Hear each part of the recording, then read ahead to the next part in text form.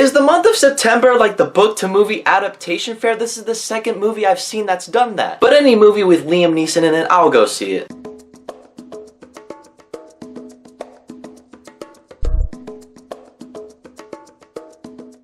Okay, so A Walk Among the Tombstones. A Walk Among the Tombstones is yet again another book-to-movie adaptation which is based off a book I've never even heard of or read. And if you guys see my Maze Runner review, I said the same exact thing about that movie as well. But it's okay, I'm not gonna go all Michael Bay on you where I'm gonna use the same clips from my last video, cause we all know that's extremely lazy. So this movie stars Liam Neeson. He's like this private investigator who does special favors for certain people. Kinda made him sound like a prostitute, but you guys know what I mean. He has no license whatsoever to be an investigator, but he does certain jobs if he gets paid to do so. That is until a drug trafficker comes up to him and says, hey, someone kidnapped and murdered my wife. I want you to find these guys who did it and bring them to me. Liam Neeson's like, yeah, sure, whatever, and then he goes on this manhunt to search out for these killers. Now I gotta say, The Walk Among the Tombstones, it's an okay movie, because yes, it is a private investigation movie, so you gotta know that the setup for this movie has to be really slow. But this movie does it so slowly where it almost puts you to sleep. It almost put me to sleep, and I don't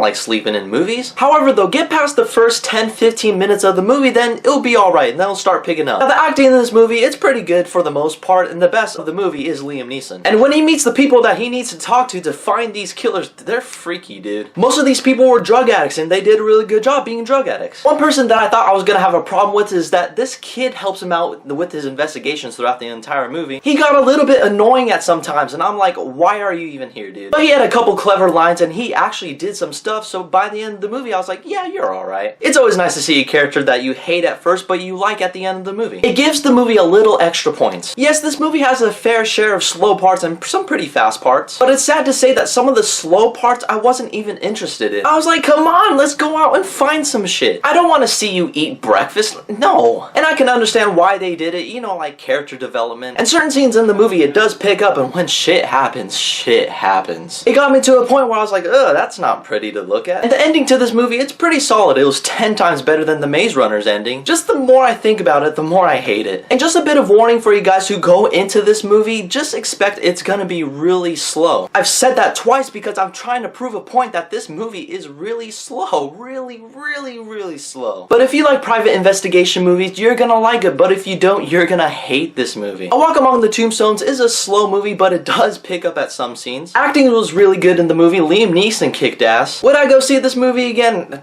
No, probably not. But if you get a chance to see A Walk Among the Tombstones, see it at your $2 theater. Have you guys seen A Walk Among the Tombstones? What did you guys think about it? Be sure to leave a like and comment on the video, and as always, there's a link below for my Twitter and my Facebook. Keep in contact with me, but in the meantime, I have to get going.